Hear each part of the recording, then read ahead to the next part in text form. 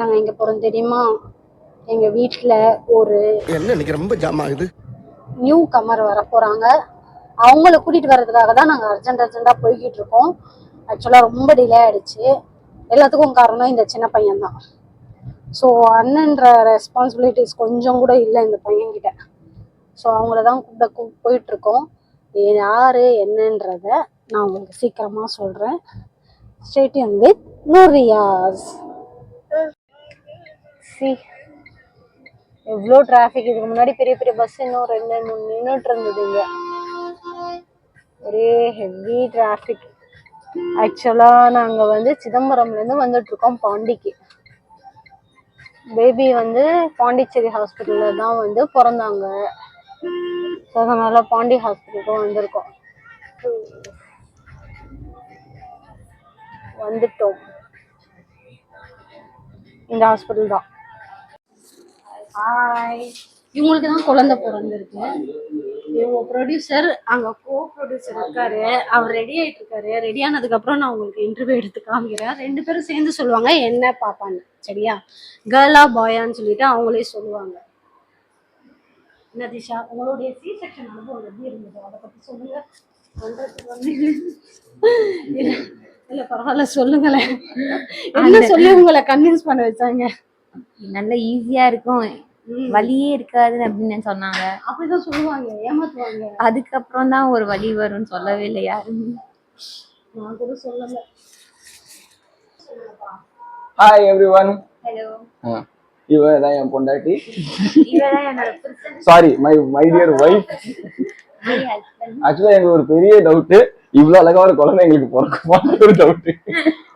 உண்மையா அவ்வளவு அழகா பிறந்திருக்கு இந்த குழந்தை. அழகி. Obviously it is a girl.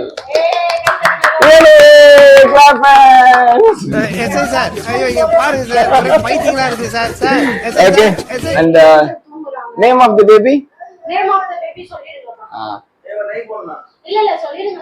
Name of the baby Suha Tamanna. Okay, யார் செலக்ட் பண்ணது? டாடி. Suha Tamanna மீனிங் என்ன? Suha means star, Tamanna means wisdom. Tamanna. अम्मा तमन्ना बोलो. जल्दी बोलो. ஒருத்தவங்களை இன்ட்ரடியூஸ் பண்ணுறேன். ஆக்சுவலாக அவங்களுக்கு வந்து என் மேலே லவ் அதிகம். அதாவது என் ஹஸ்பண்டை விட அவங்களுக்கு என் மேலே லவ் ரொம்ப அதிகம். அது வேற யாரும் இல்லை, என் மாமியார் தான்.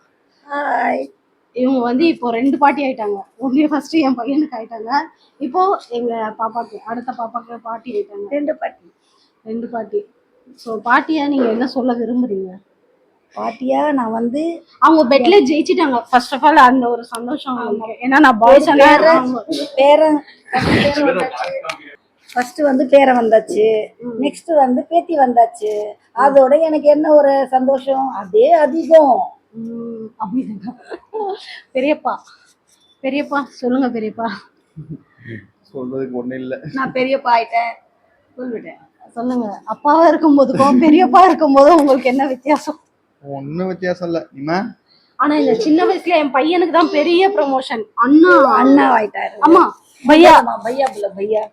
தமன்னா தமன்னா ஆகிய மரகருக்கு புள்ள. அவனுக்கு மைக் தான் வேணும்.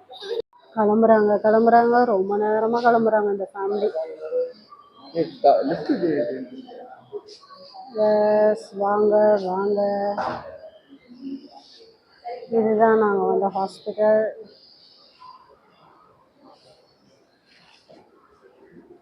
பாய். எங்க கூட்டிட்டு போறீங்க குழந்தைய? தாஜ்மஹாலுக்கு.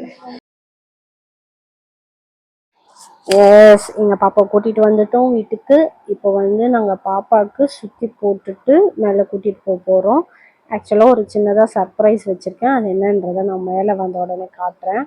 உங்களுக்கு சுற்றி போட்டுட்டு மேலே கூட்டிகிட்டு வந்துட்டோம். நிறைய டிராஃபிக் வழியில் வரும்போதெல்லாம். ஸோ அதெல்லாம் தாண்டி வரத்துக்குள்ளே போதும்னு ஆயிடுச்சு. பாண்டியிலேருந்து சிதம்பரம் வரத்துக்குள்ளே ரொம்ப கஷ்டமாயிடுச்சு எங்களுக்கு. ஸோ அதனால் அவங்கள பத்திரமா சேஃபாக கூட்டிகிட்டு வரணுன்றதுக்காகவே ஸ்லோவாக வண்டி ஓட்டணும். இதுதான் அந்த சர்ப்ரைஸு. கேக் கட்டிங் பயங்கரமாக பில்டப்லாம் கொடுத்து நாங்கள் கதவெல்லாம் சாத்தி வச்சு உங்களுக்கு சர்ப்ரைஸ் பண்ணோம். அந்த சர்ப்ரைஸ் வந்து பார்த்திங்கன்னா கேக் கட்டிங் மட்டும் இல்லை, சின்னதாக ஒரு நாங்கள் டெக்கரேஷன் மாதிரி பண்ணியிருந்தோம் பேபி கேர்ளை வெல்கம் பண்ணுறதுக்காக. ஸோ இதுதான் அந்த டெக்கரேஷன். எங்கள் ரியானை வச்சுக்கிட்டு எங்களால் இவ்வளோதான்ப்பா பண்ண முடிஞ்சது. அதுவும் அவன் தூங்கின கேப்பில் தான் இதை நாங்கள் பண்ணோம். ஸோ எல்லாருமே சீக்கிரமாகவே கேக் கட் பண்ணிட்டு போய் நாங்கள் தூங்கிட்டோம். ரொம்ப டயர்டு, ஆல்ரெடி 2-3 நாள் ஹாஸ்பிட்டலில் இருந்தது. ஸோ நான் அப்டேட் நெக்ஸ்ட் வர வீடியோவில் எல்லாத்துலேயும் காட்டுறேன். அது வரைக்கும் லைக் பண்ணுங்கள், ஷேர் பண்ணுங்கள், மறக்காமல் நம்ம சேனலை சப்ஸ்கிரைப் பண்ணிக்கோங்க.